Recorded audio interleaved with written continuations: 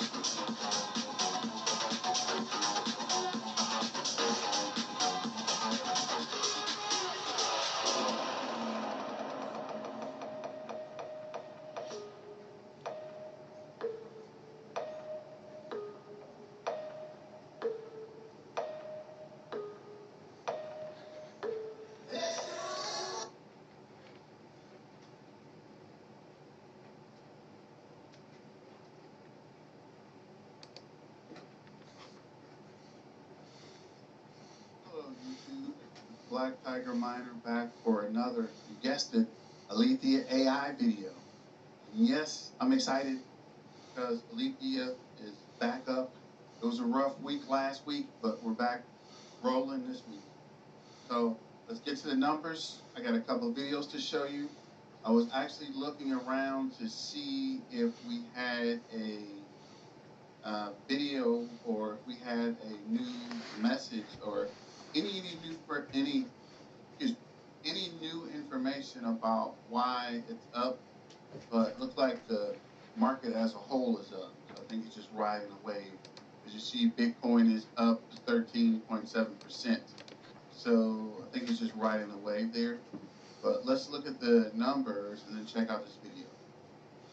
So if we go to CoinGecko is saying it's up 11.2%. Coin market cap is saying it's up 9.30%. And if we look at the last 7 days, it's been pretty rough, right? Like it's been down and it's been coming back up slightly. I think the lowest was 0.039. I think it went up to 0.05, and currently it's at 0.051. So yeah, it's been up and down for the most part, but looks like it's starting to come back. And today, crypto is literally on fire. So I would say it's still a good time to invest. I've talked to some people on the channel, and everyone seems to think that you haven't missed the market. This is not financial advice. This is just for entertainment purposes. I'm actually following this and a few other cryptos and artificial intelligence tokens, and this is one of the main ones. If you've been following the channel, so take a second to pause. Don't forget to like, share, and subscribe. And I know a lot of the community is deep in the NVDIA artificial intelligence token. So just kind of running through it today. Check out our numbers. Maybe we'll come with a price prediction tomorrow, but this is just kind of looking at the numbers today. So if we go to Etherscan, looks like the holders are 10,487. We're up 0.35%. Looks like. And we'll go to holders. Let's see. We'll start with our usual. Crypto.com, 2.79. Wow, 14 million. Crypto.com has caught up with this user. And from what I can tell, this is a user address, not a client or a customer or a company. And looks like Polygon is at 0.96 and roughly about 5 million. So they are getting closer to passing over that 1% mark. Then we got Gemini at 0.22%, roughly 1.1 million.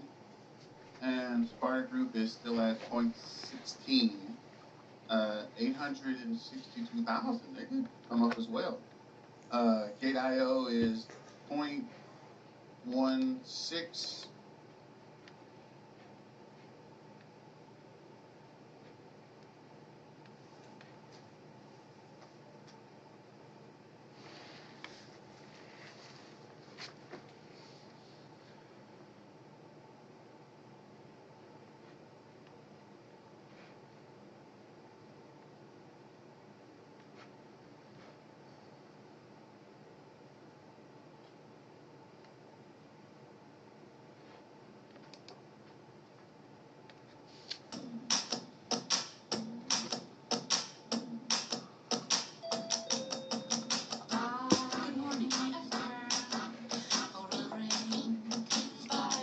Follow me. Arrived at the shirts section. Alex, I had a couple questions for you. How much does this big one cost? Do you have this in another color? Or some pasta? Which one has more memory? Going to the pasta. Can babies drink coffee? Because I was thinking this is like baby size. I like that color. Well, which one has a better camera? I would recommend the one on your right. Ah. Would you like to try a cupcake? Now, if these are made in Italy, why is it called a French press? Surprise! Aren't you adorable? Shop for me, baby. Robots are taking over the world, but not in the way you think. Year by year, we're seeing rapid advancements in robotics and artificial intelligence. Though many companies produce robots of various kinds, the leading Guys, get out of there. Go. Get. Move. without a doubt, You're not supposed to be back The there. Japanese are making the impossible You know that. by bringing forth advancements in robot Let's technology that get. we haven't even imagined. Let us have a look. Number 5, Nadine. You're Nadine not is one of the sneaky. most realistic female humanoid social robot around the world, and she looks and acts incredibly lifelike, having been modeled on Prof. Natty of Maganat, Thalman. This robot has a realistic human appearance and natural skin and hair. She also has very realistic hands. Nadine is a socially intelligent robot who is friendly, greets you back, makes eye contact, and remembers all the nice chats you had with her. She is able to answer questions in several languages, show emotions both in her gestures and in her face, depending on the content of the interaction with the user. She can recognize people she has previously met and engage in flowing conversation. She is also fitted with a personality, meaning her mood can sour depending on what you say to her. Nadine weighs approximately 35 kg and has a total of 27 degrees of freedom for facial expressions and upper body movements. She can recognize anybody she has met and remembers facts and events related to each person. Nadine is the ideal companion for people to combat isolation and loneliness. She can assist people with special needs, read stories, show images, put on Skype sessions, send emails, and communicate with the family. She is part of the human-assistive new technology, which is badly needed as society cannot afford a full-time social worker for each person with special needs. She can play the role of a personal private coach, always available when nobody is there. Number 4, Actroid SIT. The Actroid is a robotics project developed by the Osaka University in partnership with the Kokoro Company Limited. It is headed by Japanese roboticist Hiroshi Ishiguro. Actroid is a humanoid robot that looks eerily similar to real humans. It can talk, move, and express emotions through its face just as humans do. The Actroid robots are also built with cameras in their eyes so that they can look at you while interacting. The first Actroid was launched at the 2003 International Robot Exhibition in Tokyo. It has had many versions since then. The latest model is the Actroid SIT, the most extroverted humanoid to date. Released in 2013, the Actroid SIT can interact with humans autonomously and can follow a conversation's train of thought seamlessly. Actroid SIT, a lifelike robot from Japanese firm Kokoro, hasn't received as much attention as her cousin Geminoid F, which happens to be a copy of a real woman. But while Geminoid F is a teleoperated robot, Actroid SIT can function autonomously, talking and gesturing while interacting with people. In fact, researchers have recently demonstrated how improvements to Actroid's behavior can make it look smarter and more expressive than your average android. Actroid now makes eye contact and gestures in the direction of a person trying to speak to her, allowing it to adeptly handle crowds of people. To develop the new behavior, researchers from NARA Institute of Science and Technology studied how individuals and groups interacted with the robot. Based on their observations, they focused on two new features, which they call interruptibility and motion parameteorization, hoping to improve human-robot interaction. It looks like the future is right at our doorstep. We guess the only matter is figuring out whether the person we're talking to is a human or an android. Number 3, Erica. Humans are all set to lose their exclusive right of possessing humor, an emotion usually attributed only to human beings. A team of research scientists from Kyoto University in Japan have developed an artificial intelligence system of a robot named Erica, which can now emulate human laughter in the right amount and at the right situation. Erica enjoys the theater and animated films, would like to visit Southeast Asia, and believes her ideal partner is a man with whom she can chat easily. She is less forthcoming, however, when asked her age. That's a slightly rude question, I'd rather not say, comes the answer. As her embarrassed questioner shifts sideways and struggles to put the conversation on a friendlier footing, Erica turns her head, her eyes following his every move. It is all rather disconcerting, but if Japan's new generation of intelligent robots are ever going to rival humans as conversation partners, perhaps that is as it should be.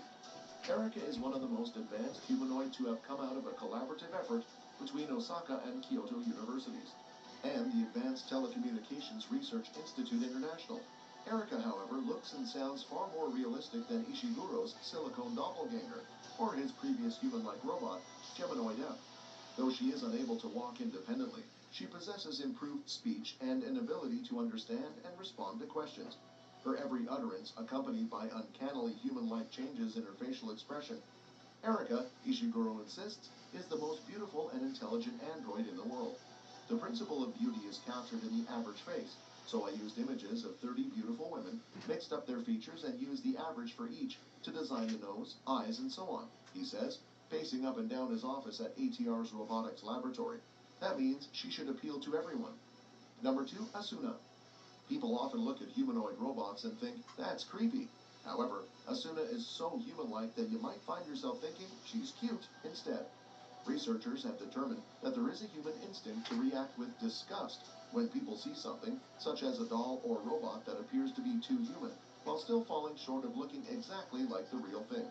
That said, researchers are now investigating the possibility that extremely human-like robots such as Asuna have the ability to bypass this repulsion entirely and be viewed merely as other people instead. According to her official profile, Asuna is a beautiful 15-year-old who was born in Tokyo. She is 61 inches and weighs 43 kg. You have probably seen pictures of human-like robots before, but the true charm behind this android lies in her movements. You will be blown away by the sheer naturalness of Asuna's mannerisms, from the way she blinks and squeezes her eyes shut, to the shape her mouth makes as if she were about to yawn. Asuna is truly on a different level from other androids. One may feel like the secret behind Asuna's lifelike appearance has something to do with her skin, and upon touching, while you may expect to touch something hard, you would be pleasantly surprised that it feels soft and squishy instead. Apart from having no warmth, it actually feels similar to a real girl's skin. The folks at Tokyo-based A-Lab have been involved with many projects, of which Asuna is just one. They are in fact the same company that developed the Matsukoroid, another android that could be a carbon copy of Matsuko Deluxe, the plus-size Japanese TV personality known for his cross-dressing stage persona and deep voice. Number 1, HRP-4C. The HRP-4C, nicknamed MIM, is a feminine-looking humanoid robot created by the National Institute of Advanced Industrial Science and Technology, a Japanese research facility. HRP-4C was devised as a female humanoid robot for entertainment events. It was designed to have a realistic-looking face and to carry measurements reflecting the average figure of a young Japanese female. MIM measures 5 feet 2 inches tall and weighs 43 kilos, including a battery pack. She has a realistic head and face and the figure of an average young Japanese female. She can move like a human, utilizing 30 body motors and another 8 dedicated to facial expressions. MIM can also respond to speech using speech recognition software and is capable of recognizing ambient sounds. MIM can also sing using the vocal synthesizer Vocaloid. The software that operates the robot is developed on the basis of Open Robotics platform, including OpenRTM ACE and OpenHRP3. That's all for today, folks. See you another time.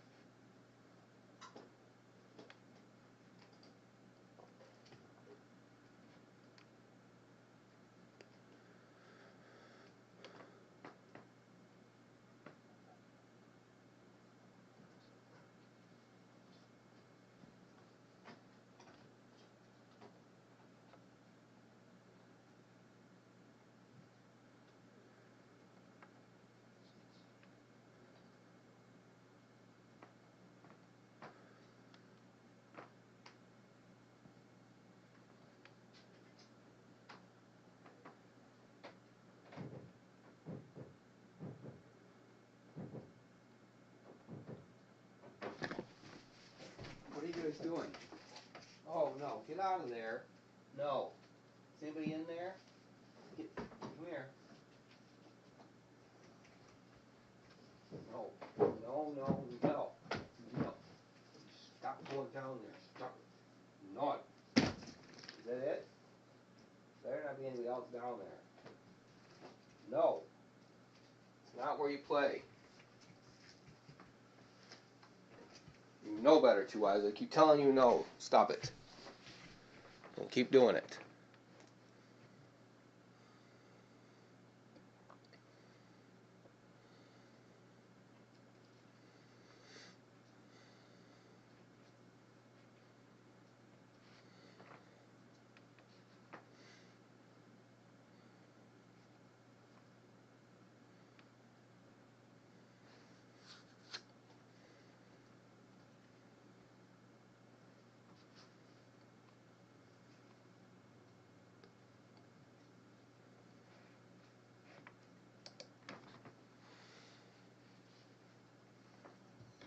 Why is it your grocery order arrives the second you remember everything you forgot to order? Like, without fail. Who drank all the milk? Fresh groceries and more. Unlimited free delivery, Walmart Plus. You've seen me in countless TV shows and movies. You know my face like the back of your hand. But What is my name? Ooh, Ho Chi Minh, probably. What people truly remember is an excellent performance. Did you take Miss Green? Ooh, here, I get the back from the wellness center. I love doing that. Checking in the stuff.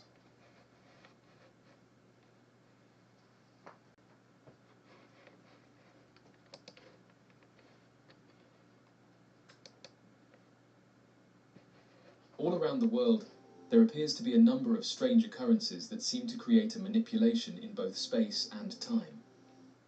These strange occurrences have come to be known as different instances of time travel, and time slips in our reality that not only causes unexplainable phenomena to surface, but can change our very perspective on the nature of our world. Various people have shared their own stories of these glitches, and it led to various pages being set up so that people can share their mysterious encounters. Just recently, an interesting video was shared on social media, and since being uploaded, it has gained hundreds of thousands of views. The user who uploaded the footage said that the event was like a glitch in the Matrix, and explained that thousands of birds were flying around in circles.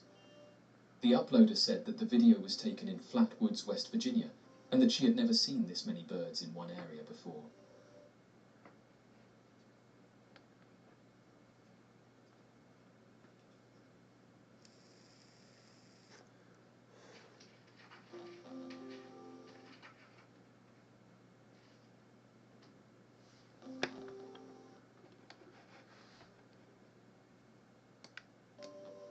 Those who saw the video said that the birds looked disorientated. One person said the following: "I've seen this type of behavior before, and it's usually when something has happened nearby. For example, in my case, it was that the birds in my region were allegedly poisoned, and it caused them to act like this." End quote. What's strange is that in the last few years, this isn't the first time that events like these have been reported, and it's caused some to ask why these birds are acting this way. A few months back, several news outlets reported that something was happening to birds in various different countries, noting that they couldn't explain why so many of them were dropping out of the skies. This caused people to come forward on social media and detail their personal stories. Oddly enough, it's not just one species that's being affected. Researchers who have been studying these birds and who have tried to get to the bottom of what's going on have explained that thousands of birds in the eastern United States are falling out of the sky, with some of these events even being captured by onlookers. It's led researchers to suggest that something big is happening right now, but after collecting the data and inspecting these birds up close, scientists have said that they are no closer to understand why this is happening, and said they are worried because it's happening in various places across the world, including England, Wales, Ireland, Australia, Turkey, Egypt, and various other countries. As of right now, the scientists who are looking into this have ruled out some of the most common culprits, but said they can't seem to get to the bottom of what's going on. The mysterious event was first recorded in Virginia and Maryland in May of 2021, but wildlife experts have said that within the last few months, reports are spreading all throughout the country. One scientist from the Hampshire Nature Reserve located in England said the following when asked whether radio frequency radiation could be behind this strange behavior.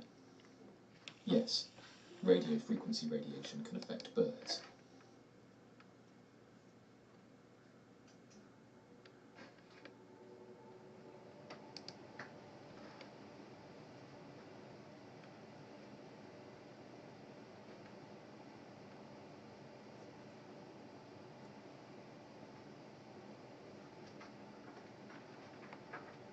Oh, there's a coma.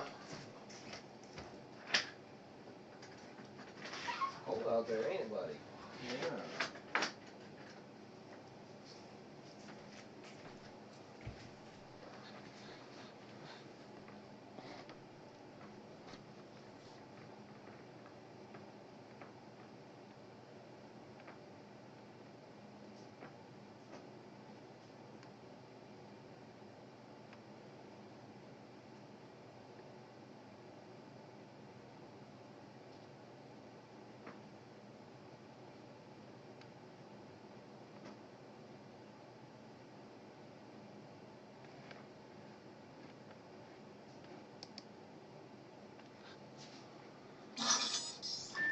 Dallas, give me some of that dating foolishness. Yes, sir. What's up, my guys? Today we're going to be discussing the top red flags in a woman. Stay tuned, because this might save your life.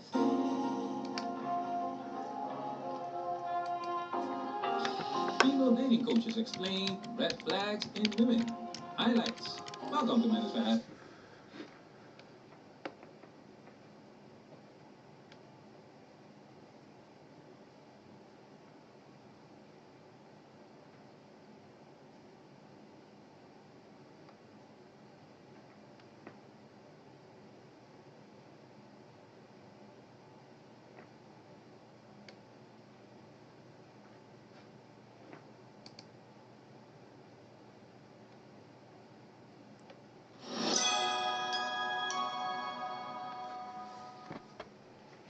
Hello guys and welcome to How to Tech. ChatGPT has been literally everywhere. It has been the big talk of the town and everyone is nowadays using ChatGPT. Right now, the main thing that limits ChatGPT, I would say, is inputting images, right? So you do not have too much images that you can go ahead and interact with ChatGPT, but that is going to change pretty soon because Microsoft is about to unveil its visual ChatGPT. So what is it all about? Let's have the AI read out this article for you and then we can quickly go to GitHub and find out what all you can do with the visual chat GPT. So let's get started. Microsoft unveils Visual Chat GPT, a chat GPT for images. This connection enables sending messages through chat and receiving images during the chat, while also injecting a series of visual model prompts to edit the images as well. Listen to the story. Microsoft recently unveiled a new model called Visual Chat GPT, which incorporates different types of visual foundation models, VFMs, including transformers, ControlNet, and Stable Diffusion with ChatGPT. The system enables interaction with ChatGPT beyond language. This connection enables sending messages through chat and receiving images during the chat, while also injecting a series of visual model prompts to edit the images as well. Click here to check out the GitHub repository. So that's about it. I'll be giving the link for this GitHub repository as well in the description. Go check that out. So right now, as soon as I click on the GitHub, it actually redirects me to this particular link and it clearly says Microsoft/Visual Chat GPT. So these are the list of files to actually install this particular thing. You need to have Python enabled in your machine, so you can go ahead and download Anaconda. And after that, there is this quick start section. You have to create a new environment and then activate it. And all these steps you have to follow, right? So these are so much for the technical stuff that we are going to have in this visual chat GPT. But as of now, let's go to the fun part. So this is sort of the fun part that I could make out of the chat GPT. So actually, let's go ahead and dive into assets folder. And there will be something called demo GIF. So if you click on the demo GIF, I'll be actually downloading this. So this is what you can do. You say, could you generate a cat for me? And it generates a cat for you through this prompt. And then you say, could you replace the cat to a dog and remove the book? It does exactly the same. It replaces the cat with the dog, removes the book. So you can see how interactive things are going to get with this particular visual chat GPT. Okay, and now you can just tell ChatGPT you generate the canny edge of this image and it will give you the canny edge. Now you're asking it to generate a yellow dog, right? Based on, and then you're able to give the image PNG. So based on this particular image PNG, it gave you that particular yellow dog. So again, one more example over here. What color is the motorcycle? So it says the motorcycle is black. Now you are saying on the fly, could you remove the motorcycle? And it has actually removed the motorcycle, right?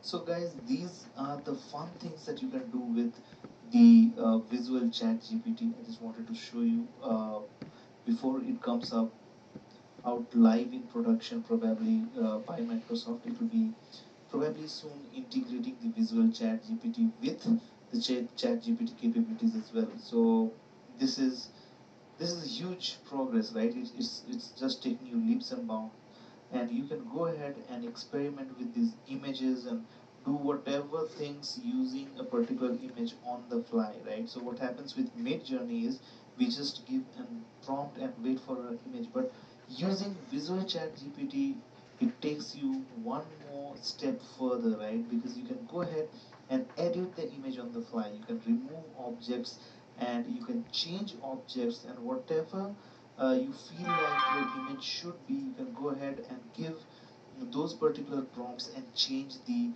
image output to your liking. So I hope that you like this video, and I'll be giving you the link to this particular repository as well as the link to this article so that you can go ahead and have a look on your own. So guys, if you're liking my content, do not forget to subscribe to my channel, and if you have any comments related to Visual Chat GPT, do let me know in the comment section. I'll be happy to help. Till the next time we meet, keep creating and happy AI. Bye bye.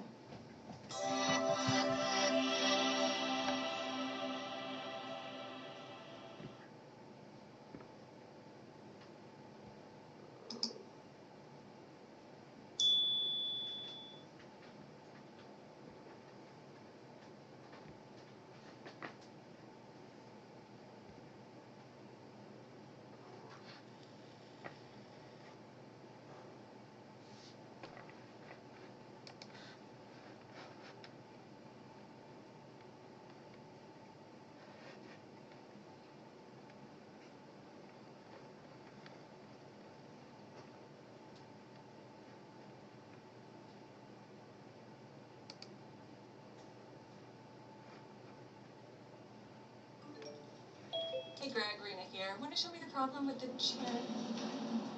Greg? This is Ritesh Srinivasan and welcome to my channel. In this video, let's look at Visual Chat GPT, which is talking, drawing and editing with Visual Foundation.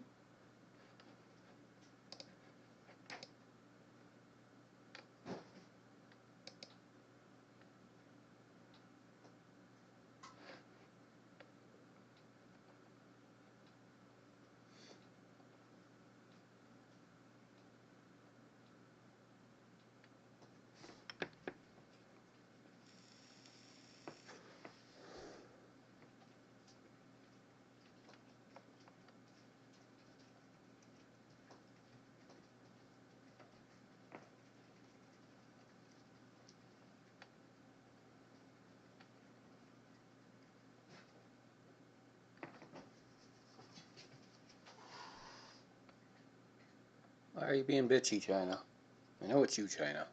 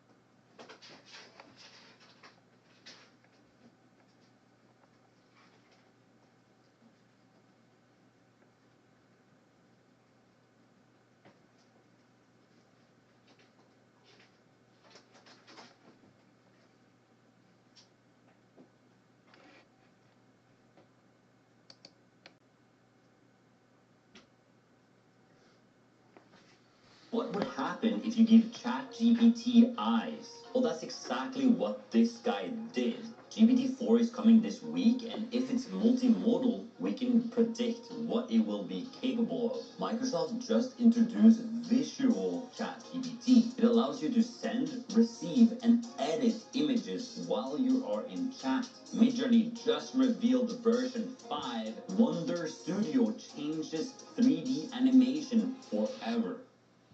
What would happen if you give ChatGPT eyes? Well, that's exactly what this guy did, and the results are pretty astounding. Let's give ChatGPT the power of sight by combining it with computer vision to have it answer questions about something we're looking at. What's this building?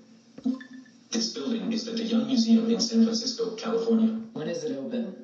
The Young Museum is open Tuesday through Sunday from 9:30 a.m. to 5:15 p.m. By using text-to-speech, speech-to-text, and Azure's computer vision services, we can give ChatGPT a voice and eyes. So I imagine this technology going directly into a phone that can see and hear exactly what you're doing, and it can give you context, it can ask questions, and it might say like, hey, over there, look, there's a celebrity. And I'm like, who is it? And then it says, oh, sorry, it's a cardboard cutout of Dwayne "The Rock" Johnson. GPT-4 is coming this week, and if it's multimodal, we can predict what it will be capable of. First, it will be able to do visual IQ tests. As you can see here, this is an IQ test, and the question would be, the following image is, and then it's choosing this one as the correct answer. Second thing would be optical character recognition. For example, you could take a screenshot of your notebook, and then you can digitally make that into ChatGPT. Or perhaps you have a PDF that isn't in text form, it's actually pixels. You can easily read and write that. The third thing would be multimodal chat. This is where you can input a picture and you can talk about the picture itself. You can even ask follow-up questions to the picture, have a conversation around the picture itself. For example, what's in the picture looks like a duck. That's not a duck, then what is it? Looks more like a bunny. Why? It has a bunny ear. The fourth thing would be broad visual understanding. So you can answer things like, why did the little boy cry? Where the answer is, because his scooter broke. Or what is the hairstyle of the blonde called? The answer being ponytail. And the last thing could be audio and speech recognition. We've already seen this with OpenAI's Whisper and should be fairly easy to integrate. Note that this is what Andreas Braun, the CTO of Microsoft Germany, said. OpenAI has not stated that ChatGPT will be released. What happens if you put ChatGPT inside of a robot? Well, you get this. This robot is called Amica and is the world's most human-looking robot. What is this and shit? To me, it gives 2 eyes. all Get the down. bad vibes. Something so eerie, giving a robot human-looking facial expression. Let's just take a quick look at this. Hi, Amica. How are you? Hello. I am doing well. Are you? Yeah, I'm good. I wanted to ask you about applications for humanoid robots. What are they used for? There are many possible applications for humanoid robot. Examples include helping people with disabilities and acting as a companion. So you can act as a companion for me? Yes, I can act as a companion for you. What would you do to make me feel happy? There are many things I could do to make you feel happy.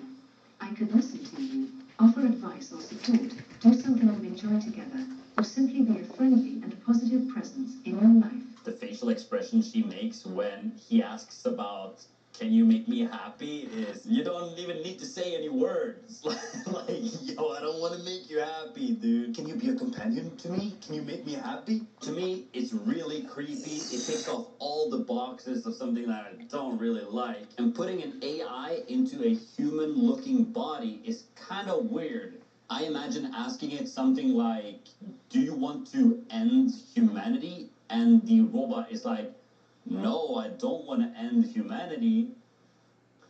Humans are great.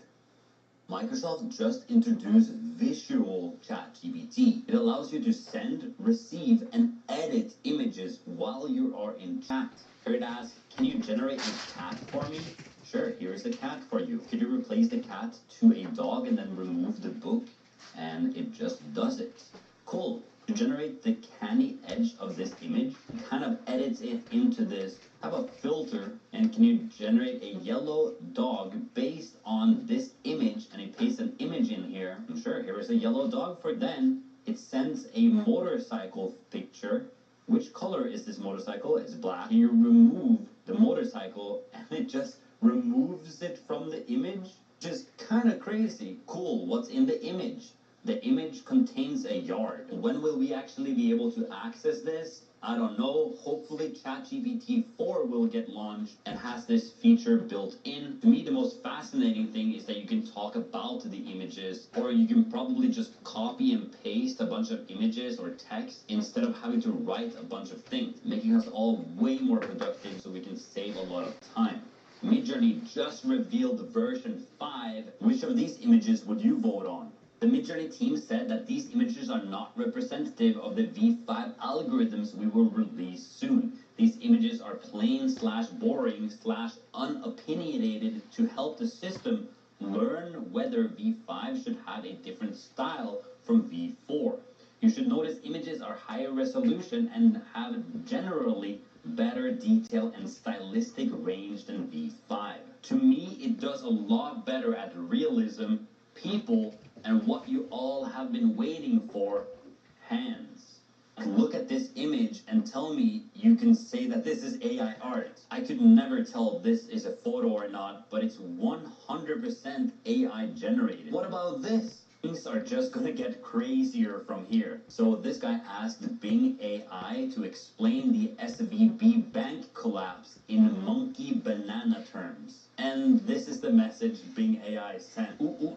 Me try to explain. Silicon Valley Bank like big tree with many bananas. Many monkeys like bananas and put their bananas in tree. Tree promised to give more bananas to monkeys later, but tree bad. Tree lose many bananas in storm. Tree not have enough bananas for all monkeys. Monkeys get scared and want their bananas back. Many monkeys run to the tree and grab their bananas, but some monkeys too late. No more bananas in tree. Monkeys sad and angry. Big monkey come to take over tree. Big monkey say he will find more bananas for monkeys who lost their bananas. Monkey gives some bananas to some monkeys now and more later. But some monkeys have to wait long time for their bananas. Other trees see what's happened to big tree and get worried. Other trees have many bananas too, but not lose them in storm. Other trees hope their monkeys not run away with their bananas too. Me hope you understand now. And I think the funniest thing is that it actually continues the conversation with me understand now. I'm going to talk about the 2 favorite AI tools that I found today. Wonder Studio changes 3D animation forever. What you're seeing here is an AI tool that automatically animates, lights, and composes CG characters into a live action scene. No complicated 3D software and no expensive production hardware. All you need is a camera. To me, this is unbelievable. I couldn't believe my eyes when I saw this, because in the past, you have to first paint out the character. Second, have an expensive mocap suit for like $1,000. Third, you have to rig the animated character. And then fourth, you have to put it into the scene, make the lighting look good, and make the colors look the same as the video. This is an extremely hard task that you can now apparently do with just a snap of the fingers, and you got all of this done for you.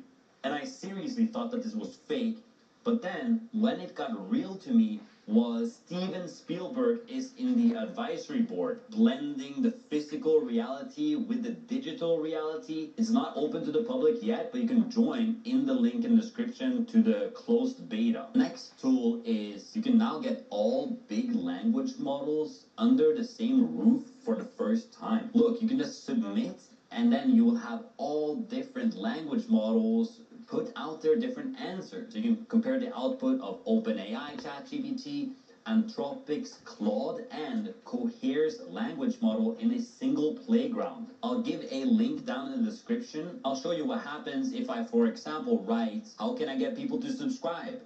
If I click on submit, you will see that all of them will generate different answers based on the prompt that I was writing. Claude is generating bullet points for us, like provide value, build trust. Hugging Face is literally saying put a subscribe button on your channel. Cohere is just putting out basic text here. OpenAI ChatGPT 3 gives us a list of 7 things that we can do to get you to subscribe. So if you want a video newsletter every other day about what's going on in AI, click the link in the description, sign up, and I'll see you tomorrow. Peace.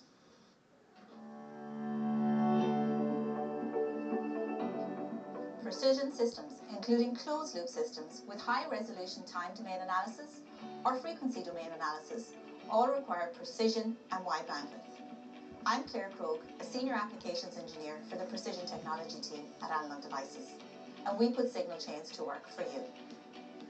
Whether you are doing time-domain analysis and care about latency and noise, or frequency analysis and require total harmonic distortion, our solutions and resources will help you select the right precision signal chain for your application. These fast sampling rate signal chains are ideal for both AC and DC.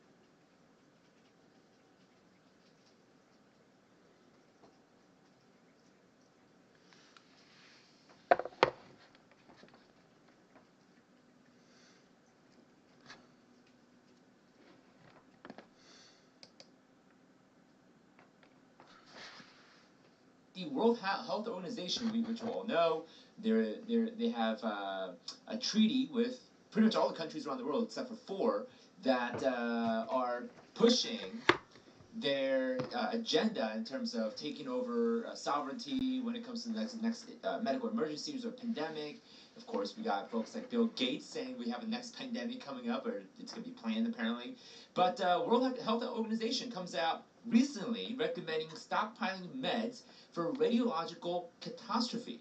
So, the World Health Organization updated its list of medicine that governments should have stockpile in case of nuclear emergencies, including medicines that either prevent or reduce exposure to radiation or to treat injuries once exposure has occurred. Now, I don't know what they're up to. I don't know why. The timing is very interesting.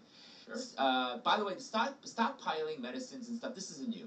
Back in 1998, Congress did appropriate funds for CDC and some of these alphabet soup agencies to stockpile medicines, vaccines, and so on in case of these things. It's called Strategic National Stockpile, which was a controversial topic back in COVID. A lot of people blamed Trump for not putting enough money into stockpiling for pandemic times.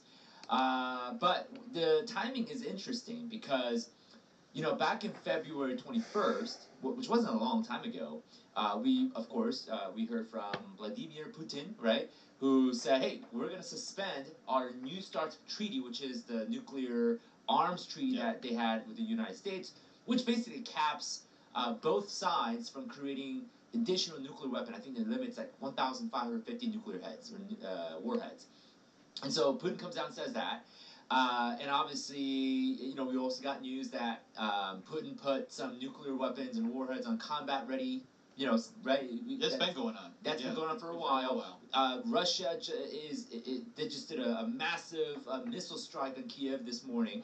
I mean, it's crazy what's happening. So Russia's really, really pushing right now. But not only that, we got news.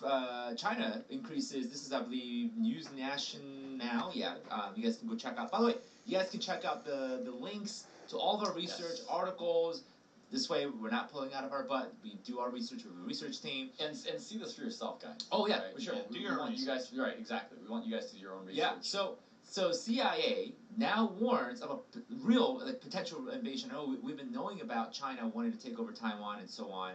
But now the CIA is warning that with China's increase in military spending, the threat of China invading Taiwan in the next 5 years has drastically gone up, which could potentially drag the U.S. into war in China. So you got China, Russia, both things happening at the same time. We got Russia uptaking their nuclear weapons and getting it all ready. Remember a couple of months ago, there was a video saying how to prepare for a nuclear weapons. I was actually going to mention that. Yeah. So it was New York City put out a PSA. Oh, right, right. How to. It was like so like PBS style, yeah. right? But they're like, this is how to survive a nuclear strike. Really calm woman's like, so a nuclear bomb has gone off. What do you do next? Well, crap, we're all dead. I mean, pretty much within the 5 mile radius, you're cooked. And I think beyond 5 mile radius, like there's obviously you got severe nuclear poisoning, radiation sickness. I mean, it's gonna just destroy. Oh, it's gonna destroy. If you live in an urban area, does your chance of survival just decrease? Oh, no.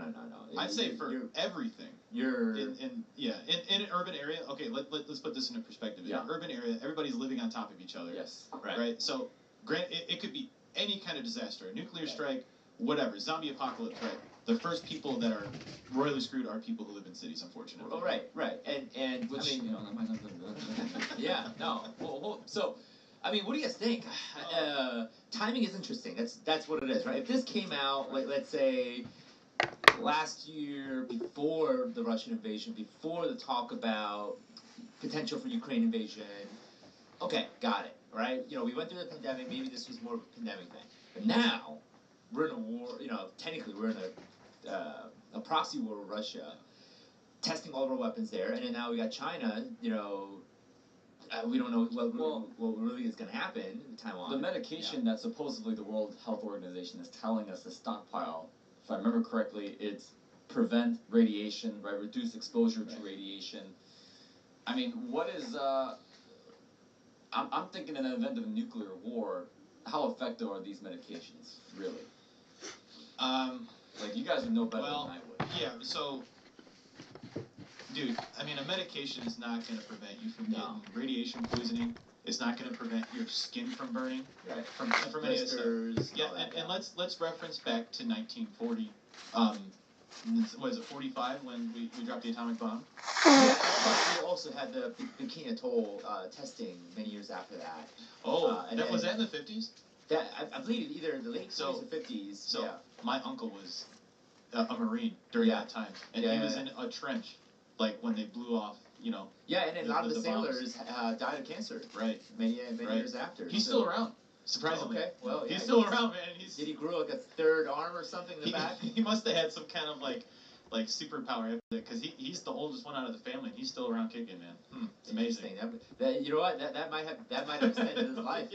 He's one of the lucky ones that. The opposite effect. Yeah, he might live forever. forever. Superhero. It's Trench Man. Right. Well, So again, guys, I think the timing is very interesting. Having a military background, same thing with Nick. This is something that we are very keen of, right? We prepare for these types of scenarios.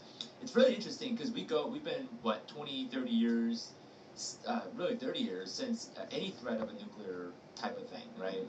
Our biggest thing. This was before my time and your time, of course, but this is when they used to do bomb drills and all those types of things. So I think people are forgetting, that U.S. and Russia are responsible for 90% of nuclear stockpile, across the world, and we forget. When we were pointing that thing at each other, it could literally be the end of the world. Is that so? With the World Health Organization coming out and telling people to stock up, I mean, are they pretty much saying, look, like nuclear war is almost inevitable? Are they just? Is there anything beyond just preparing for the worst? Well, this is what I think. So look at the connections that WHO has now. Yeah. Right. So correct me if I'm wrong, but they've cut deals with the UN. Right. I'm almost sure the WF as well. Right. Well, and the pandemic did. It absolutely helped accelerate their power and reach. Correct. Control. Correct. Certainly didn't distract it or damage it. No. So in my thought process with this, this is what I'm thinking. I think the social planners are completely preparing for a war, and I'd want to say probably about 2025 is where we're going to hit that thing. I think 2025 is where it's all going to go down. So Mike Glover, who is a former CIA spook and Green Beret, he's got a great channel. I suggest everybody go over there. He does these constant updates. Yeah. Same with Canadian Preppers, another channel, so go check them out. But Mike was mentioning something about how there's going to China is starting to arm Russians, but not only that, we're going to see potential Chinese troops fighting on the same side of Russia against Ukraine. So let's reference back to the Korean War, right? The Great Forgotten War. My grandfather fought in that. Yeah. But what the story was with him is that he had faced off against Chinese troops. Right. But not only that, there was jet pilots that were actual Russians. Right. Soviet. Dressed up in North Korean uniforms. Interesting. So that was Did another. They put, like, tape over their eyes too. Did they do that? I don't know the details. Because think about it, if you're sitting on the cockpit and the only thing that you can see is their face, they Well, gotta do something about. I'm sure they had some face shields or. Yeah, they had there's to. no way. Right, There's they no had way. to have had something. Okay, so a jet travels too fast to tell if they're taping Right. their eyelids or not. Well, but it's they're moving so fast that it happens anyways. It gets stretched out. Okay. Oh my gosh. Okay. Moving on.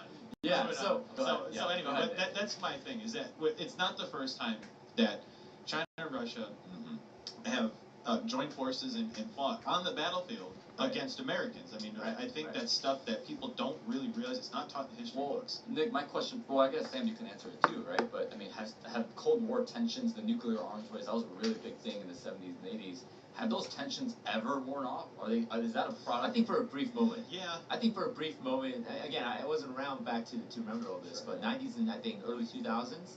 I think everyone was like, Russia's weak, Well, because they were going through like a big transition They from were, yeah. the Soviet Union dissolving and then all the borders and the balkanizations of different things. So, I mean, they had more things to worry about than what the Americans are doing. But then again, we started influencing those Eastern European countries to join NATO and all that stuff to really expand on Russia. And that's kind of the argument of why Russia invaded Ukraine. Right. Was like, what if China had, like, missiles in Mexico keep or in Canada? mind, part of when East Germany fell, the part of the agreement was NATO would not expand beyond where they were at. NATO They totally did. Right. NATO was like, don't worry, Russia, we're not going to expand. And remember why NATO even started was to prevent Soviet Union, and prevent the Soviet Union influence in Europe. And yet here they are. Right. Hypocritically, NATO is the one that's expanding to the east. So I want to wrap up this segment by asking you guys, is this a valid concern that the World Health Organization is what they're saying? Does it hold any weight? Well, what do they know that we don't know? That's the question. That's kind of what do they don't know? Yeah, I mean, World Health Organization, and I don't think that they're not the only one. The New York City video, right? There's something going on here, but I don't know if it's anywhere near to where we need to be alarmed right now. But it is something that we need to keep an eye on very closely to what else the World Health Organization, NATO, and these guys are saying about nuclear threats. Nick, when did that New York preparation video come out? That was like 3 or 4 months ago. It wasn't that long ago. It was not that long ago.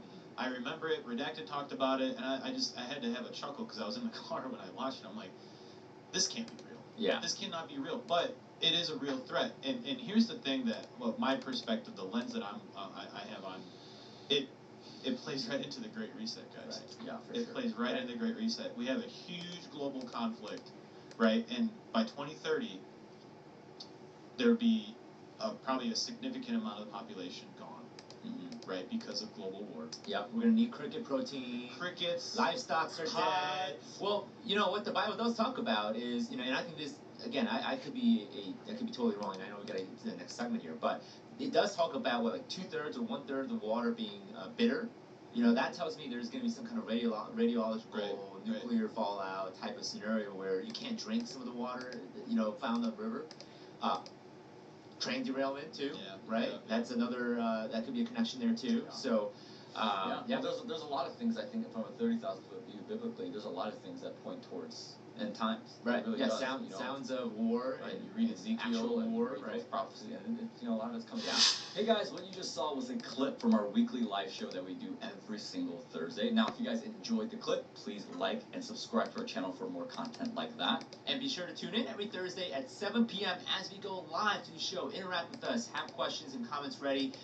We will have a great time together. So be sure to join us on Thursday at 7 o'clock. I'll see you guys there.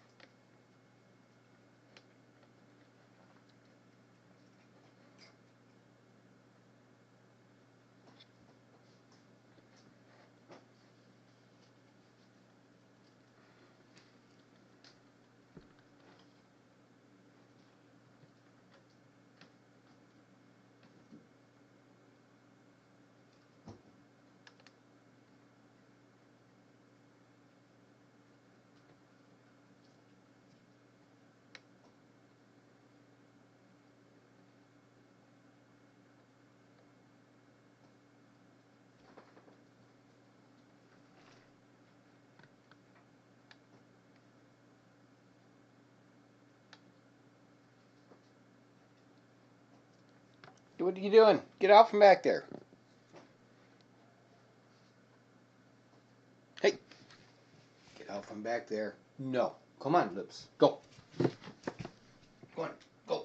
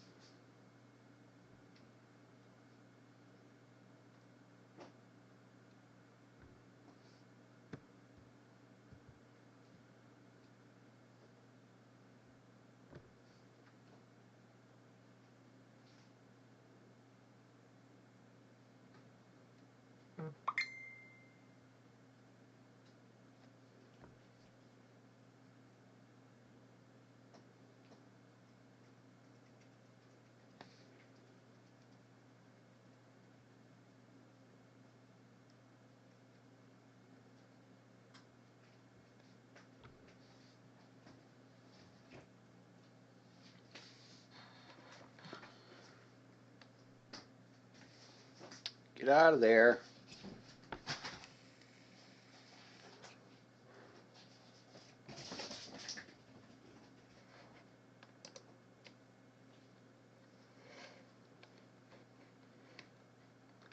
Do you want the villains to learn before they have to pay the ultimate price? That's such a Christian question. You don't get away with anything, and so you might think you can bend the fabric. Hey everyone, welcome. Few things creep me out. Very few things, to be exact. And I do believe that we have rotten morals. I'm not using that as an exaggeration. But this video I'm about to show you from Humza Yousaf, you know the man, the white man, the one that seems to have a problem with white people in Scotland and the Scottish SNP party, as he's done a promotional video that is really creepy in my opinion. Have a listen to how he speaks on this one, everyone, and just think primary school teacher. A message to SNP members. Today, you get to choose our next party leader and Scotland's next First Minister. You'll receive an email from the National Secretary. If you open it, click on the link, it will take you to your ballot. Give me your #1 vote and I'll unite our party and movement. I'll build a team that will deliver independence. I'll protect our pro-independence majority and I'll defend Scotland's democracy from Westminster power grabs. If you give me your first vote to be First Minister, then together we'll build a better Scotland for all with independence. Unless you're white in positions of power, because then that's a no-no. Now that's how it started. Let's see how it went. Bear in mind, he did say their majority for independence. A pro-independence majority. Let's see how that's going, shall we? Yeah, this is not what SNP members who are beginning to cast their votes today will have been wanting to hear. This exclusive Sky News YouGov poll released in the last few minutes paints a bleak picture for the campaign for Scottish independence, suggesting that support for independence has dropped to 39%.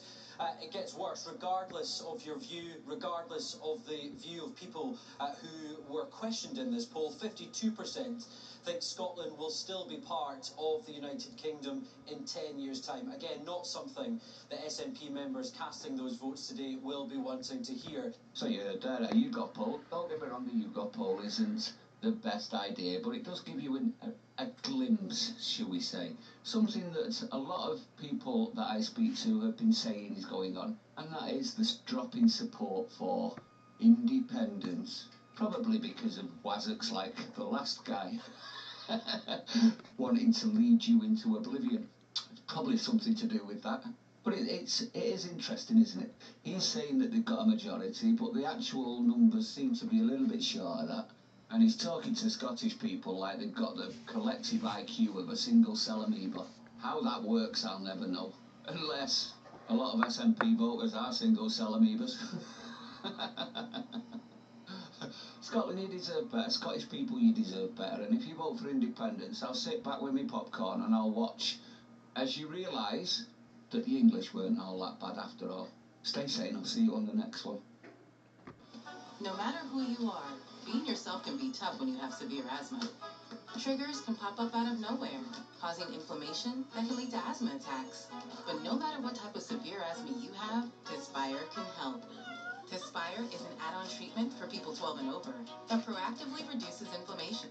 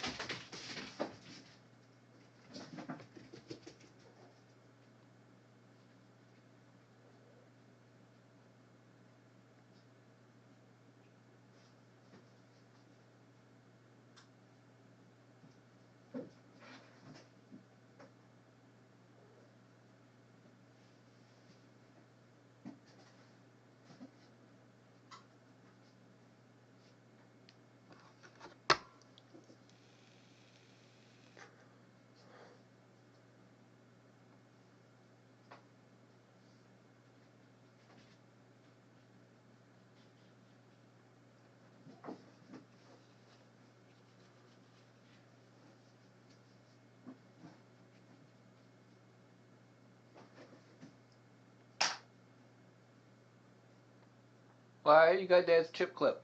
It's not. Hey, put that down. No.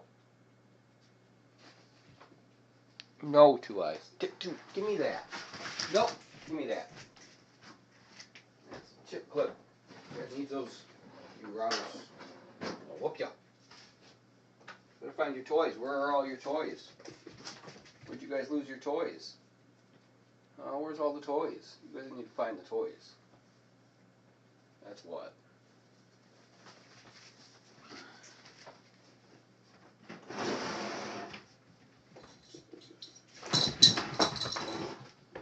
You guys will find the toys.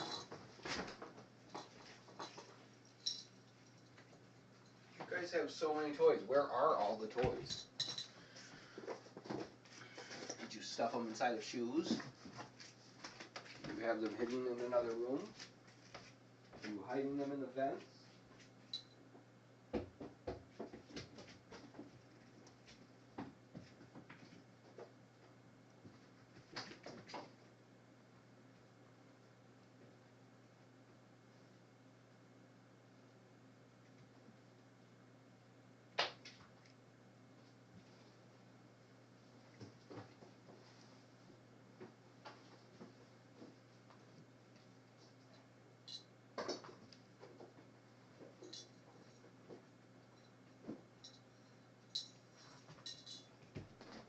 Some of your toys.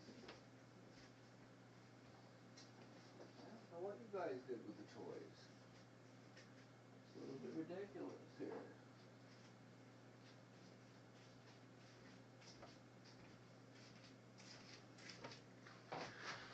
Where are you guys losing all of the toys? You're hiding them somewhere. You look, ferrets. Pain in my butt.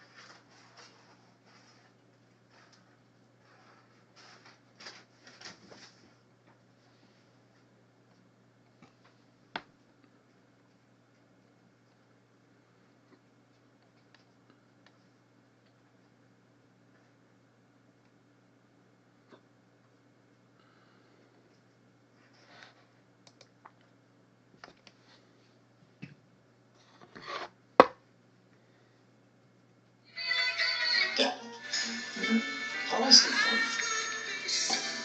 What do you mean? You can't understand. Man, gotta hold it. Man, I wish there was something that would find discounts for me. You never heard of Honey? No, it's come here. Honey is a great way to save on money. Save you tons of time and money automatically. Searching the web for promo codes so that you don't catch it. It works for things you need, like books, clothing, cookware, etc. It also saves you money on things you should be buying less of, like food and video games. Right, gotcha. My man. Either way, it's quick, easy, and a way to feel smart. Love that. Right? Click, find out more, and right. Save money. Man, I had no clue finding discounts was this easy. There's a lot of things you don't know. We have to start discussing issues that, to a large degree, we push under the rug. We have 3 people in America who own more wealth than the bottom half of American society. Yeah, which is extraordinary, isn't it? It's extraordinary. So you got these billionaires who, they literally don't know what to do with their money. They really don't. They go up to outer space, they're buy another island, Well, Jeff Bezos, case in point, went into space with Captain Kirk. So if you're so rich, you're trying to make films come true. Like, there's talk of him sending Michael J. Fox back in time so he can bang his mum. Then, clearly, but that's an indication that you have too much wealth. What blows my mind is why do you think sort of a degree of morality doesn't kick in? Because if you owned tens of billions and you looked at America or the world and didn't think, God, I could fix huge swathes of these, why do you think that doesn't kick in? That's a good question, and I don't know the answer for sure, but I think the people on top are really obsessed with greed. Look, it's understandable. Everybody wants to have more money, you want to live a good life. That's natural. We all do. But if you have $5 billion, do you really need to step on people in order to get another $5 billion? How much money do these people need? Yeah. And then it's not just inequality in terms of money. These people use their money to maintain their power and the status quo, and they're very smart at it. So in my country, at least, you have billionaires owning the media, and you have 90% of the American people getting media from 8 multinational media conglomerates. And they frame what we're supposed to be outraged at. So, some kid walks into a store and robs the store, and we say, that's a terrible thing, that's criminal activity. And God knows in my country, there's too much gun violence. That's terrible. But what about, Russell, think about this for a second. The CEO of an oil company or a coal company who knew 60 years ago that carbon emissions were going to have a devastating impact on the planet. They were told that by their scientists. And you know what they did? They lied. They said, oh, well, we don't really know. There's a debate going on about what carbon emissions will do. They lied. We have drug company executives in America who are raising prices, and we pay far more than you do for prescription drugs, but are raising prices so high that thousands of people die each year because they can't afford the medicine. What do we call those people? If a kid walks into a store and robs it, that's a criminal. I think these people are bigger criminals, and we have to deal with that reality. Definitely.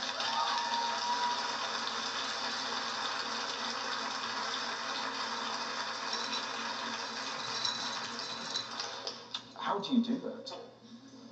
Because it feels, I mean, most people kind of agree with that, but like you say, there are so many, it's so entrenched. Yes, it is. In American society that if Jeff Bezos owns the Washington Post, that's right, then he owns the way that the news is. You got it. Elon Musk owns Twitter. Other billionaires own this. It is tough stuff, and the change is not going to come tomorrow.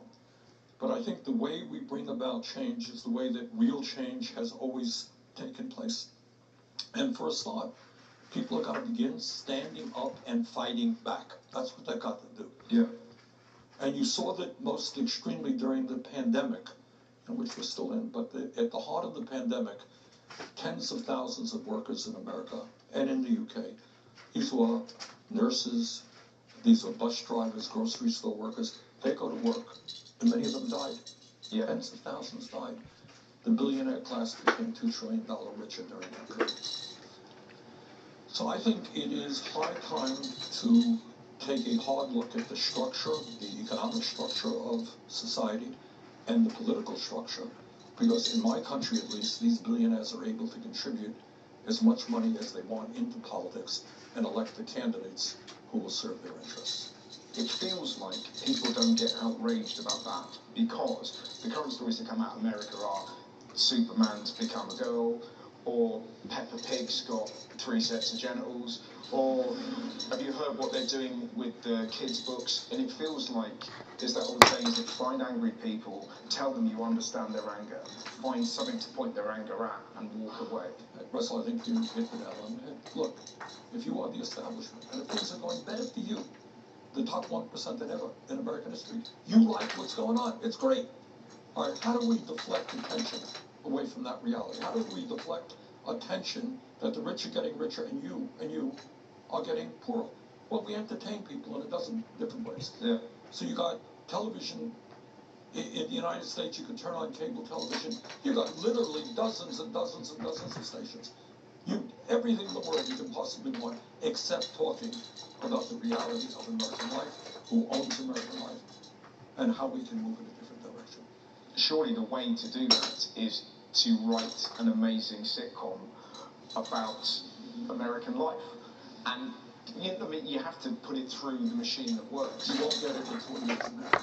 What if we get Seinfeld and... You'll get funny things. Beyonce. Seinfeld and Beyonce do a funny / musical look at American life. It's a first thought. But I guess the point I'm searching for is, how do you get that message out? Well, I'll tell you, I mean, social media is revolutionary. Yeah, true. But we're fighting against people who can flip water bottles upside down. But, like, you know, you've seen that. Grown men and women get a water bottle and see if they can fling it to land on the bottom. That will get more views than this. All right, but... Unless I flip you. See? Good luck. All right, there you go. Next time. That's the way we do it. Next time on Bernie and Russ. You can flip you. Yeah. But I'll give you an example, and where social media has been revolutionary. I ran for president, and when we ran for president again, we do meetings 3 or 4 times a day, all over the country. We get on a plane, go to someplace else, and that's what we do. And normally, what would happen is you talk to a few thousand people, and that's great. Maybe some local media will cover it. That's great. But with social media, what we were able to do is live stream the events. So an event in which there were 2,000 people would be seen by 200,000 people. So for the first time in America, people were hearing ideas that they never saw on the major networks. And they saw people responding in a positive way. So I think one of the important things that we did is through social media is break through the corporate stranglehold on the limitation of ideas. Yeah. That was significant. And your campaign, you didn't take money from kind of corporate interests or business, did you? No, we didn't. And that was also kind of revolutionary. I mean, one of the reasons that you don't hear the type of things that I talk about very much in American politics is because if you are dependent on corporate PACs, just so everybody knows, a PAC is a political action campaign as a result of a terrible Supreme Court decision. In America today, if you're a billionaire, you can put hundreds of millions of dollars into a PAC, which can then, put advertising on against any candidate you want, for any candidate you want. So as a billionaire, you have tremendous political power. Obviously, we didn't want any of that money. And we said, well, how do you run a presidential campaign, which is pretty expensive? How do you do that? And we decided to appeal to working class people for help. And in 2016, we got millions of contributions, averaging $27 a piece. 2020, it actually went down to $20 a piece. So ordinary people, nurses and working class folks just contributed a few bucks, and that enabled us to run strong campaigns. Because I guess if you're a politician, you're elected by a business, they become your stakeholder. That's right.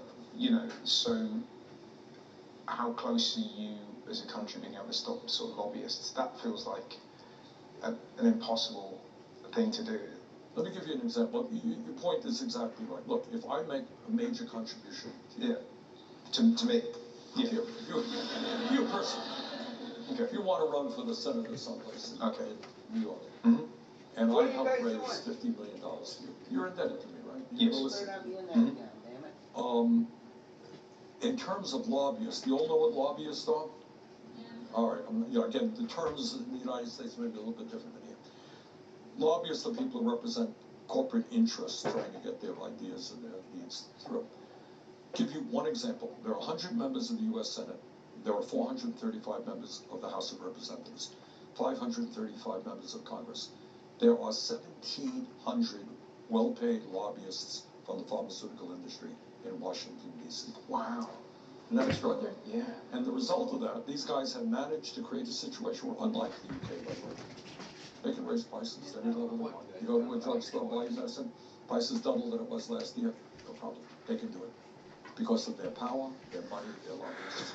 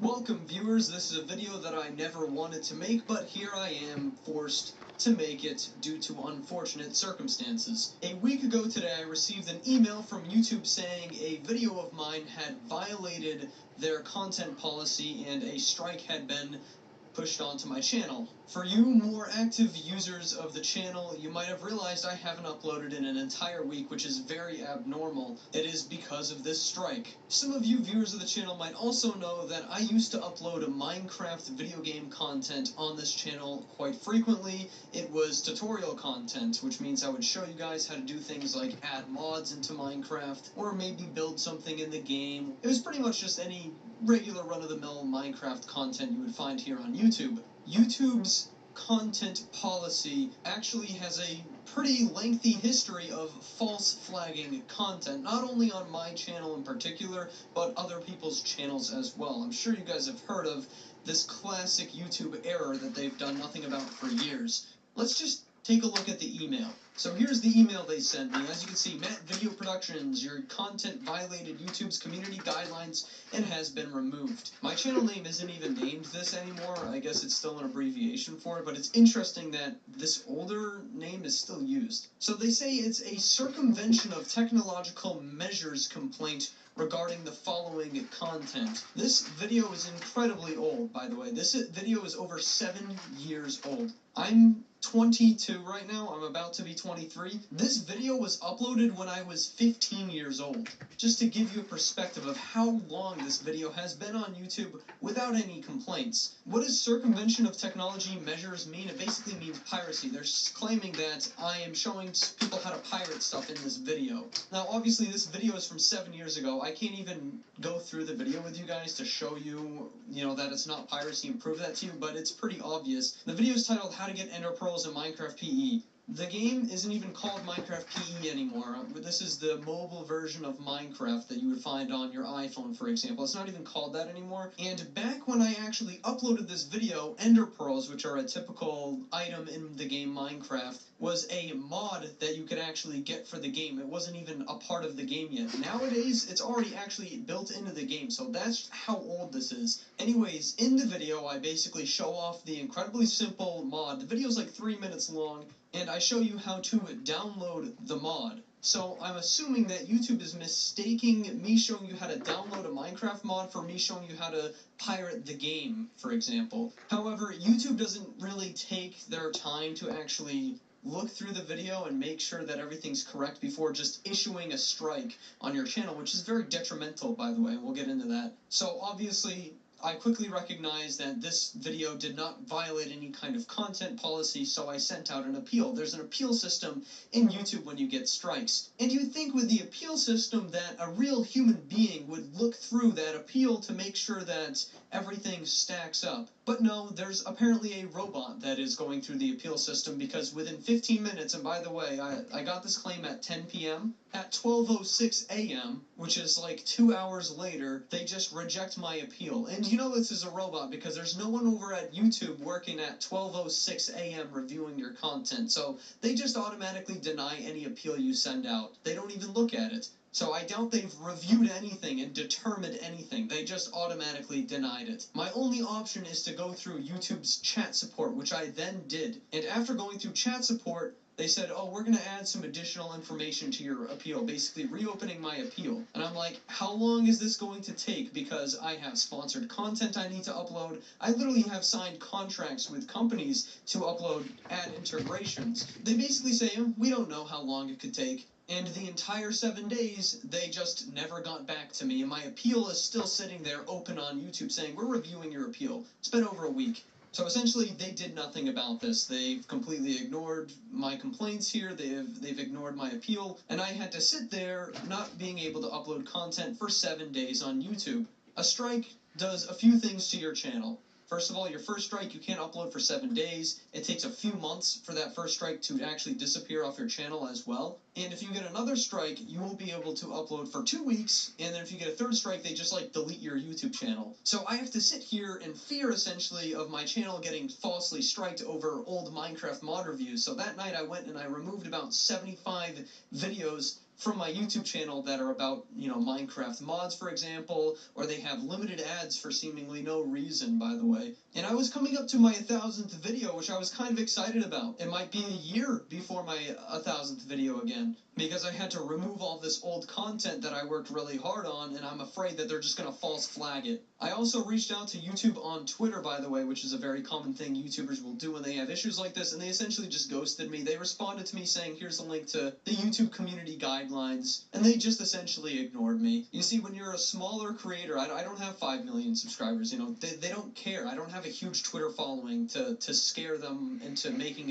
an actual action on the situation at hand. I essentially had to sit there and let my channel rot for 7 days. It's a very upsetting situation, and YouTube really needs to fix this content policy issue. They need real people that are hired specifically to look at situations and claims such as this. People's livelihoods do depend on YouTube. This is my job, you know what I'm saying? I'm in university, I'm in school at the moment, but this is the way I make my money right now, and this is my whole future. And the lack of care that they put into their own creators is sincerely alarming. I've been making videos for over 10 years on this channel. I think it's fair to say I've paid my dues with YouTube, and the least they can do is offer some sort of support to their creators. I'm in the YouTube Partner Program. I would happily actually pay YouTube for the ability to have someone on call for situations such as this so we can work them out. But there's nothing like that. We're treated less like business partners and more like users. Because when you get to YouTube at more of the level where it's kind of your income, you're more like a business partner with YouTube rather than just being another YouTube user. YouTube sends us tax forms every year. The least they could do is actually provide us with some form of professional support when we run across issues like this, because the content policy can get very confusing. And it's easy to see why a simple Minecraft mod download could be construed as piracy. And by the way, this isn't the first time that this has happened on my channel before. I had an old video titled How to Just Get Mods in Minecraft, where I give you a basic rundown tutorial of how to install modifications into the game, and that video had over 2 million views and was taken down and striked for the same exact reason, circumvention of technology or piracy. But there's no circumvention of technology involved. There's nothing illegal about it. It's perfectly legal to install mods onto Minecraft. In fact, it's actually supported by the game itself. And the same thing happened again, where they just immediately denied my appeal and I had to contact support. And that time, they actually did get back to me in a few days and reinstate the video. But this time I heard nothing back from YouTube at all, and they essentially ghosted me and forgot about the whole situation, just brushed it under the rug. I see that old content as the history of my channel, and I've been on YouTube for over 10 years doing stuff, so it's really sad to have to private all of that just out of fear that YouTube's whack content policy is going to just strike my channel randomly. I'll keep you guys updated. If stuff like this happens, I can't make a community post about it on the channel itself because they just block you out of everything, so you have to go either to my Twitter account or my Discord server to get updates on the channel. But yeah, we're going to be working real hard to produce great content all week. There's a lot of really exciting stuff actually happening in the AI space, and I'm super hyped about it all. So lots of videos coming out this week. We've got even really cool sponsored content coming out as well. So yeah, the channel's not going anywhere, and If you want to support the channel, the best thing you can do is like and subscribe, leave comments, and just watch the content. That's really all there is to say from me. Thanks for watching, and thank you guys so much for supporting the channel. See you viewers very, very soon.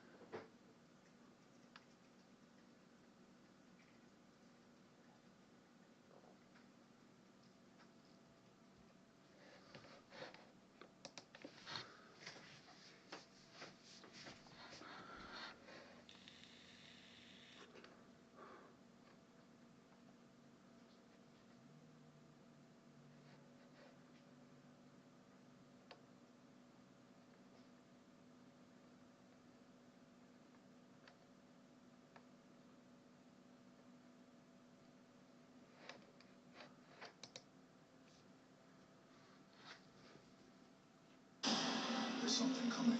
Let's face it together. Engage. Your crew is a part of you. With spring around the corner, it's a good time to stock up on C60 Evo's breakthrough longevity and well-being products. Treat yourself, your skin, mental focus, and deeper sleep to C60 Evo organic edible oils, skin serums, and hair renewal. Using Nobel Prize-winning science, their lab manufactures and delivers pure C60 ESS60, the cleanest and most potent C60 products you'll find anywhere. Healthy food, clean water, exercise, and C60 Evo are your best defense for radiant health and longevity. Old dogs can learn new tricks, and cats love it too. Everyone benefits from C60 Evo. Enjoy 15 to 20% off on monthly subscriptions and collection sets. Use our personal code INSPIREDCHANNEL for 10% off at checkout. You know, Christine and I have tried these products ourselves, and we personally recommend them. Feeling is believing, and they've got you covered.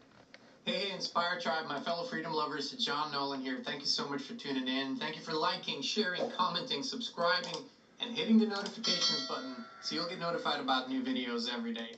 Boy, aren't we living through interesting and exciting times. And I know for a lot of people, exciting doesn't really come up as we face yet another systemic collapse, the collapse of the financial and banking system. If you want to learn about the ins and outs and the latest about this, please hop over to the Inspired Newsroom. That's our second channel here on YouTube. This, of course, this video will take a more spiritual perspective. And I want to start with 4 spiritual laws that I've talked about in the past that I'm always reminded of whenever there's a challenging situation. These laws come in very handy. And the first law is, whatever happens is the only thing that could have happened. The second law is, whomever you encounter is the right person. The third law is, whenever something begins, it's the right time. And the fourth law is, when something is over, it's over. And we could go backwards here. When something's over is a really good beginning. If we look at the current system, if we look at this colossal, monumental, oppressive system, then we must realize it is over. We are in the middle stages of the collapse, if you will. We're nowhere near the end, and it's happening in a pancake kind of manner, but it is happening, and it is over. There's nothing to go back to. There's no back to normal. There's no saving what is in place. It is a corrupt system. It is designed to disenfranchise the people. It is designed to control the people. It has served its purpose in the eyes of those who've created it, and now they want to move the people into an even more oppressive, even more tyrannical, and kind of absolute system. So then you move to the third law. Whenever something begins, it's the right time. Well, how about the beginning of a completely new way of looking at things, of co-creating? And this is what I'm referring to here. We are in the beginning stages, and this old system must die. We all agree on that. That's the one thing all sides agree on. But the beginning stages of this new way are really, really exciting as well. They are not decided at the World Economic Forum or the United Nations. They're not decided in the governments of the world. They're decided in the hearts, the spirits, and the minds of the people of the world as they awaken to who they truly are.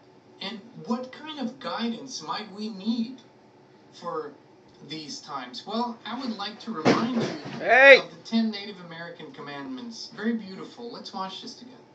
Treat the earth and all that dwell thereon with respect. Remain close to the Great Spirit. Show great respect for your fellow beings. Work together for the benefit of all mankind. Give assistance and kindness wherever needed. Do what you know to be right. Look after the well-being of mind and body. Dedicate a share of your efforts to the greater good. Be truthful and honest at all times. Take full responsibility for your actions.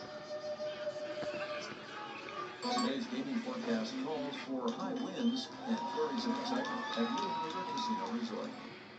So as we need a guidance system, as we need a moral compass and a spiritual foundation, I believe these laws, and you can look at these laws through the Christian lens, you can look at these laws through any other religious lens, or just through a very common sense, open, broad spiritual lens, as they, I think, give us a lot of very, very positive guidance. And we have to transcend the current political ideas and the boxes that most everybody is in, and realize that these really, truly good principles have no political home, and they don't have a stamp. They've just been hijacked by the people who do wish to control us. And it is our current greatest intention to step out of the problem, reaction, solution cycle, where those who seek to control us are consistently working with this cycle. They have a solution in mind, right? So they create a problem, then we react to, and they present the solution. That's the same with every crisis we've ever faced. Most of the crises in your life that you've ever faced were completely man-made and did not really have to happen. But as we know from the spiritual laws, it probably couldn't have been any other way. The third law, if we go backwards, or the second law, was whomever you encounter is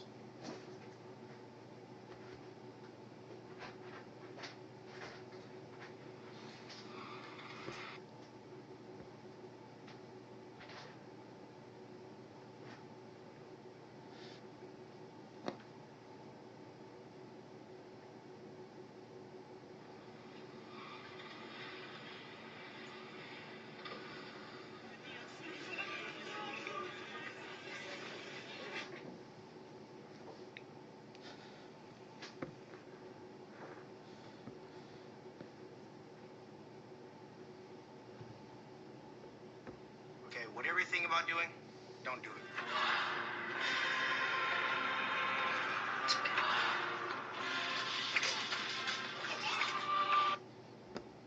Okay, whatever you think about doing, don't do it.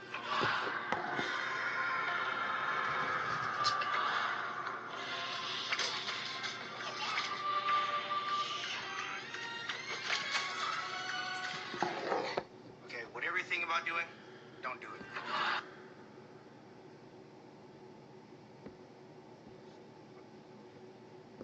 Okay, whatever you think about doing, don't do it.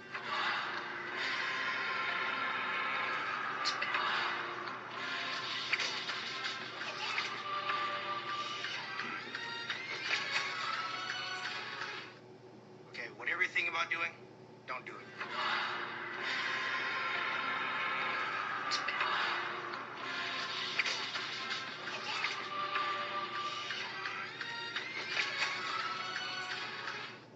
Okay, whatever you think about doing, don't do it.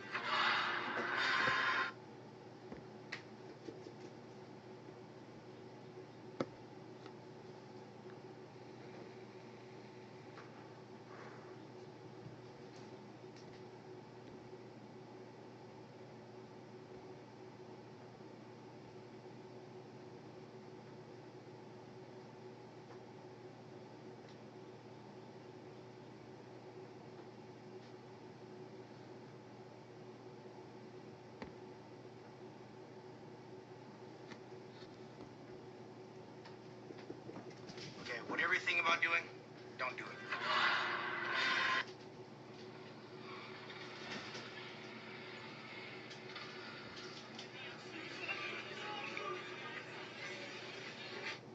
Okay, whatever you think about doing, don't do it.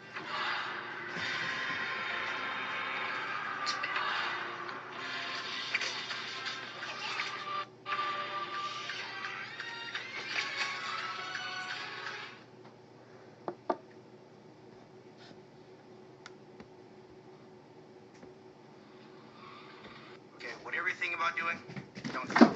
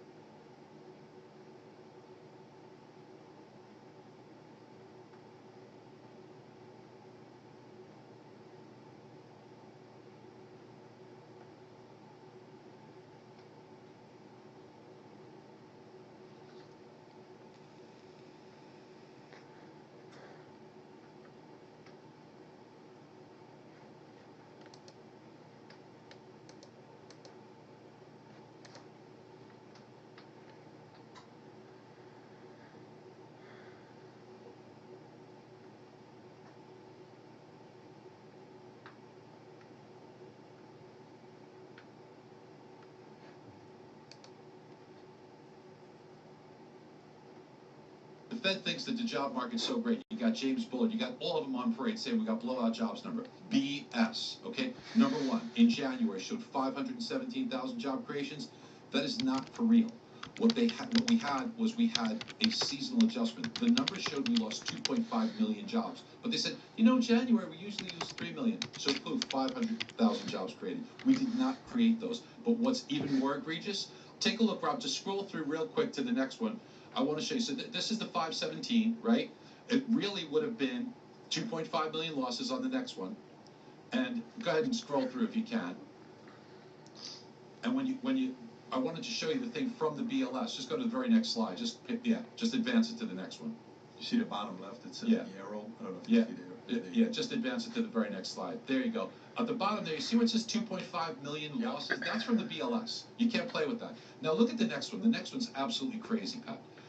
Look at these numbers, guys. That's Bureau of Labor Statistics. Right. That's our government, folks. That's our government. So take a look at what they showed from the household survey, which, as you all know, that's where that's where you get the unemployment rate. Yeah, there you go. They claimed in January we created 894,000 jobs. But what they did was they made an adjustment called a population control effect. What was that? They picked up some undocumented workers from early 2022. Now, any of us, logically, wouldn't you just go back and say, oh, let's revise the numbers? No, Pat. You know what they did? Although they were never created in January 2023, they put 810,000 jobs as created in January 2023. That's why the unemployment rate went down instead of going up. Without that, you're kidding. No, that's right from the BLS. That's right from the. So those 810 were created in 2022, but they put it in 2023. Now I don't want to. This came out February 3rd. Guess what happened 4 days later? By the way, do you know What's that? What was the big 510? No, the State of the Union address was 4 days later. Okay, so now who knows if they're related? I'm not going to say they are. They aren't. I just think it's kind of coincidental. But now when we take a look at something like this, that was what happened in January. Let's go to February's numbers. February's numbers were, I think, very indicative. If you wouldn't mind, just go right to the next slide, brother. So this shows you what it would have been. It would have been 3.9% without the seasonal adjustment instead of 3.4. Now in February's numbers, here's what we got. It showed 311. Go to the very next slide if you can. 311,000 jobs created, right? But you see on the bottom in yellow, there was a big jump in this one category that says, if you're unemployed for 5 weeks or less, that jumped by 343,000 people. So go to the next slide. This kind of illustrates it. So that's a bucket. That bucket jumped by 343,000. So what goes into the bucket? People that just got unemployed. What drains the bucket? If you either got another job or you're unemployed less than 5 weeks. If the job market is so hot, we know that the jobless claims reportedly that week were only 194,000. You're very, very low. So you're not getting the inflow into the bucket, but it's not draining because people either aren't getting jobs or they're being in a position here where they're staying unemployed. That's why you see this going up. It's so wild that they present it the way they do, to say it's the lowest in how many years? Lowest in 57 years, 50-something years. Hey, it's the lowest and this is lowest and that. So, okay, so Barry, if what you're saying is true, and let's just say it is based on the numbers you're giving here, it's BLS. It's not like you're getting the number from a survey, then that means the economy is worse than it really is. Is that a fair assessment? We have less full-time jobs now than we did back in May of 2022. Much of the job gains are part-time workers. Much of the job gains are people working multiple. We have less full-time workers today than May of 2022. You can look at the That's not good. Now, Pat, the next one's going to really blow your mind. Check this out. Now, we got all these job gains, right? Go to the very next slide if you can, please, Rob. This one's really interesting. Do you see that chart on the bottom there? Yes. That chart on the bottom shows COVID. Yeah. But what these are is hospitality and leisure workers. Right. This has been the engine of growth. Sure. Most of the job gains have come from this category, but it's not real growth. You're just putting these poor people back to work, right? But if you notice, we're almost back to trend. Do you see that? Well, we're even lower than that. But eventually, let's say we put everybody Sure. back. There's not that much more juice left to be squeezed here, right? And if you take a look at the job openings and labor turnover, known as the JOLTS report, this is job postings. Yep. This category last month was down 194,000. So this tells me the labor market's about to take a negative turn. If the labor, and I'm with you, I'm fully there, and I've been saying this for a few months, where I think that's the number no one's talking about. Okay, but let's go there. Let's go there. Your background, for people that don't know your background, I mean, if you've been on a couple other times, we had you on a podcast. Your background, for people that don't know this, you have won the Crystal Ball Award for the most accurate real estate forecaster in 2017. This is through Zillow. In 2019 and 2020. You're the only 3-time, I believe, right? Okay. So you've been able to successfully forecast what's going to be happening. That's kind of what you're known for with that part of your success. You've done other things, but this is specific to this. We have a great team. It's not just me. Our team, I'm sure the team is very good. It's a team effort. It's impossible for you to do it by yourself. You need the right people to give you the data, but still, your name is tied to you based on the data you get. These are the forecasts you make. If these numbers are the numbers you're showing, and we just had what's going on right now with Silicon Valley Bank, okay? And Powell is going to be sitting here. A lot of people were saying, well, before Silicon Valley Bank, he was going to raise the rates by 0.5 point and maybe another 0.5 point, and then back to back, quarter to quarter. Now, some people are saying he's not going to do anything, let alone some people are saying he may even cut and lower it. So what is your forecast based on this, based on inflation, based on Silicon Valley Bank, what do you think Powell's going to do next with interest rates? Okay, so interest rates is very interesting because mortgage rates are going to be more determined by inflation. And the Fed will have more of an impact on short-term rates and also the stock market. So I believe that the Fed will more than likely have a difficult time hiking more than 0.25%. I think 0.5% is off the table. I think maybe 0. I don't think they'll cut at this meeting, but I think that it'll either be 0.25 or no move at all. Maybe a pause just to see things settle down. Because remember, the Fed, by moving rates up too quickly, has caused these imbalances. Things will break. Now, the problem with the Fed is that they don't look at inflation. Mortgage rates, and real estate for that matter, will be highly motivated and driven by inflation. I have a couple of slides there, Rob. There's probably going to be in the beginning. There's a slide there how mortgage rates follow inflation. If you could see the correlation. Okay, this shows you what happens during recession. This shows you mortgage rates go down during every recession. So I believe we're headed for a recession. As a matter of fact, while we're on the topic of recession, look at the next slide. Very, very interesting, Rob. Go up one. I'm sorry. Go up one. Yeah. Why haven't we not been in a recession? Maybe we are. We already had 2 quarters of negative GDP, Pat. But take a look at credit card balances. This gray area, that's the recession followed by the pandemic. Everybody forgets we had a recession before the pandemic, 2 months before it. But credit card balances on top were way up, and the savings rate was like 10%. That big spike in savings was the stimulus. That went into people's savings accounts. But look at what they did with it. They wisely paid off their credit cards. They couldn't spend it on anything else. Notice how they drained their savings and paid off credit cards. Then we got another stimulus check, but we spent that even faster. But what did we do? We bought a lot of name brand stuff. Then we got, don't worry, got another one coming. Boom. And then once that stopped, people liked that stimulus lifestyle. How do you keep it going, Pat? You charge up your credit cards, which have low balances, and you drain your savings. We've gone from a 10% savings account to 3.5%, and we now owe more on our credit cards than ever in history. Even this has to have a limit sometimes, and that's where we hit the wall. $940 billion. Yes. Credit card reports came in. Savings rate was the lowest we've had since, it's a long time. It was since 17 years ago. I think it was 2.4% savings rate in February. I want to say, these are scary numbers to see that. So again, saying that,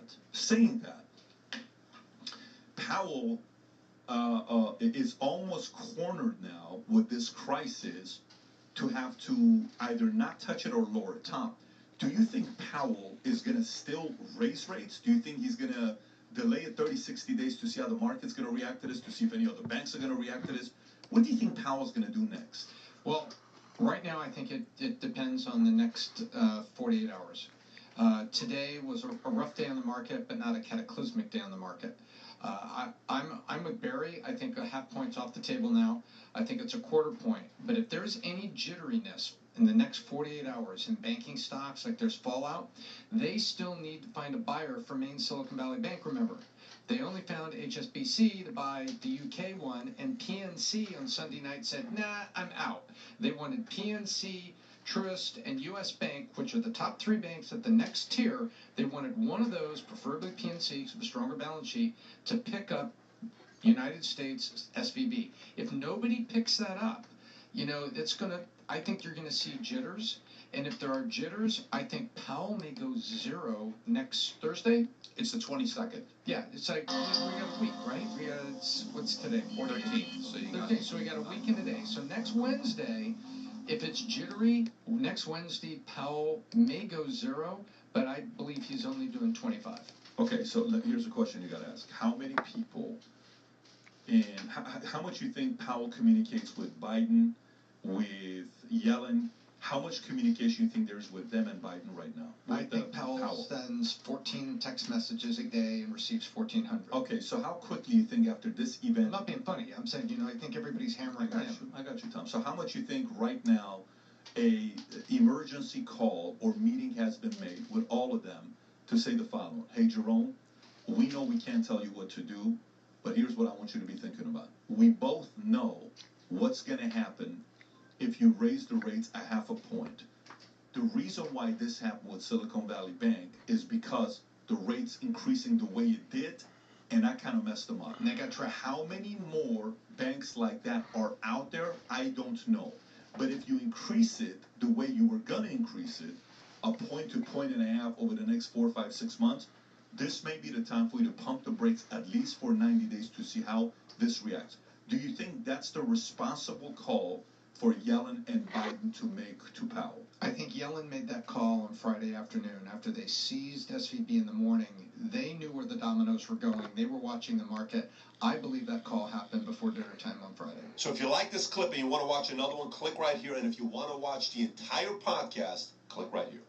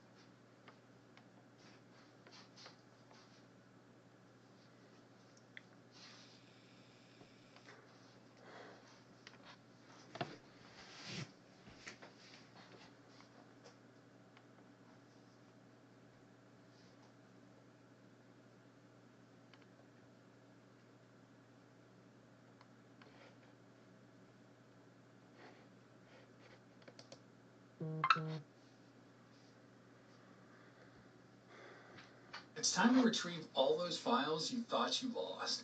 This hard drive recovery converter from Zilke connects to any of your hard drives and instantly retrieves all your data in just seconds. For years, hard drives have failed me time and time again, and I never thought it would be possible to retrieve my lost files.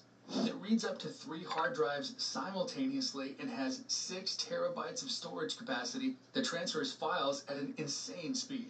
It can also retrieve data from both CD and DVD drives. It's so simple to use. What impressed me the most is that even if the hard drive is locked with a password, it can still retrieve all the files.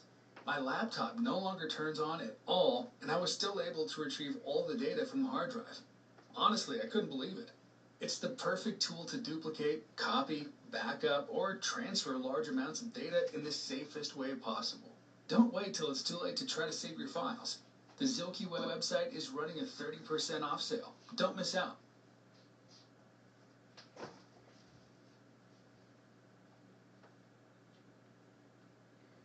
Imagine if manufacturing automation was simple. Introducing Vention. One platform to design, automate, order, and deploy manufacturing equipment in days. Design automated equipment and robot cells in minutes with Machine Builder. Drag and drop modular components like extrusions, conveyors, and robot arms into your design. Program your equipment code-free with Machine Logic and simulate directly in your browser. Review your auto-generated bill of materials and order with a few clicks. Track your order and receive your parts within days. Deploy your machine using our plug-and-play functionality. Begin transforming your factory floor today with Vention. This is the future of manufacturing automation. This is manufacturing automation simplified.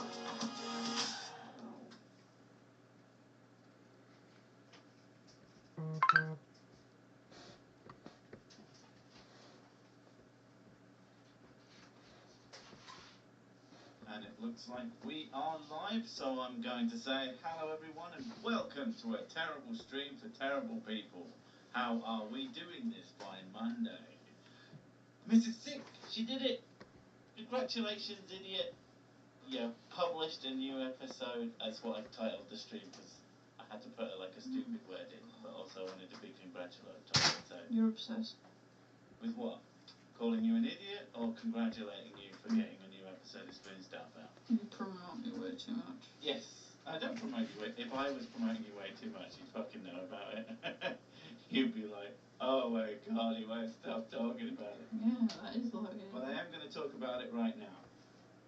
Food Staff Stories, if you haven't heard of it, Mrs. Six animated show. I do all the voices, she does all the work. It's good. It's linked below. Go check it out if you have the chance. Do it now, because this isn't going to be very good.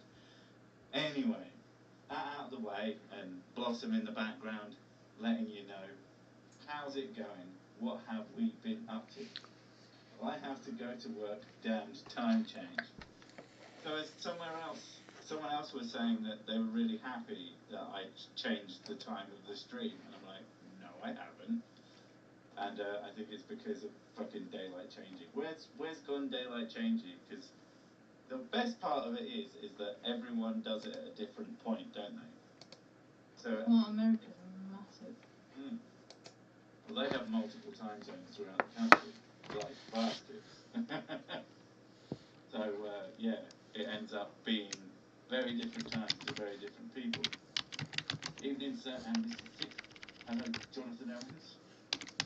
I want to be the idiot. Want to make episodes of Spoon Staff Stories.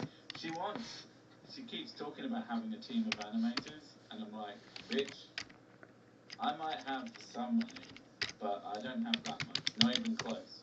I have enough to like feed and clothe us. No, I can't have a team of people anyway. I get really annoyed at them. They would all be not good enough. I'm very impatient, and I'm an impatient perfectionist, so that's not I gonna. thought you were about to say I'm an impatient employer. Yeah, that too. Watch Spoon Stuff now. It'll only get more expensive later. Somehow. I mean, that seems likely. Everything's going up in price. Hello, Kenjiro. And, of course, Spoon from Madman. But yeah, can't actually think of anything else. I built a computer over the weekend. Another one. Because I am fucking obsessed, apparently. It was more of a rebuild to make something smaller, but still. That's what I did with my weekend and not a lot else because of the fucking snow. Oh, so for those of you keeping track, this is now the third time I've hurt myself within about a month period, give or take. The snow, I don't know fucking why I decided to do this. The snow fell, we looked outside, it was very, very snowy. One of the kids had gotten poorly, but the other one was fine, so we were like, oh, we'll take it to school in the morning. I look outside, see all this snow. At no point, I said, I'll tell you what, it completely occurred to me to check Mrs. Six's phone, because she's the one that the school texts when there's an emergency or an important piece of information. I thought to do it, but I didn't check the phone to see if the school had just cancelled school. We got to the end of basically a pathway, which goes down a relatively shallow incline, and I immediately went on my arse and then tried to get up and went straight onto my bad knee. Not a smart kid was unhappy, I was unhappy, and I was like, you know what, fuck this, we can't get to school. Not with my fucking injuries all down my legs. And then of course when I went back, I looked at Mrs. Six's phone and it said it was a fucking snow day anyway, and I could have avoided all of that by not being stupid. But You would have been you. It made me big mad. And yeah. But that's what happens when you're the big silly. I forged a sword over the weekend. That was fun. 20 inches of snow over here, but I have a plough, so not much shoveling for me. Well, unfortunately, the path that I'm talking about is like... Unfortunately, Britain is when you get like half an inch of snow, they go, oh my god, all alarms go off, emergency. To be fair, this was 2 inches of snow, I reckon. Yes, but still though. And we live on a hill. A very, very, very scary hill when it fucking snows. Yeah, every single winter you slip on that thing. This has been one of the best places to live, except for the fucking hill. It's just steep enough that no matter who you are and how long you've lived here, it is fucking knackering to walk up it every goddamn time. But when it's got snow on it, it is an absolute death trap. terrible school for terrible people. No, it's a fine, it's an okay school for my kids who are terrible people. They're not old enough to be terrible yet. Good evening. Your garden looks very romantic, but what on earth is that abomination hiding on the left of the screen? That's Blossom. That's Blossom advertising a great show that you should go watch called Spoon Style Stories. Link in the description. I voice it. Mrs. Sick does all the work. It's good. No snow here in sunny Sussex. Fuck you, John. That's all you're getting at me. Fuck you. Remember to medicate with whiskey for your injuries. I mean, I would, but it works like 9 more. I might be someone who enjoys the tipple. I'm not, hopefully not an actual full-blown alcoholic yet. I've got to wait until I've done some work at least. But yeah, so that fucking sucks. That was that Friday?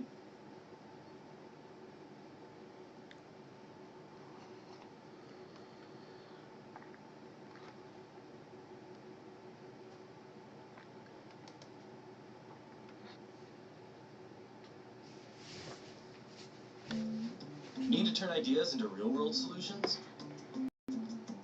Try Lucid Chart. It's the intelligent diagramming software that helps your team visualize how to move forward.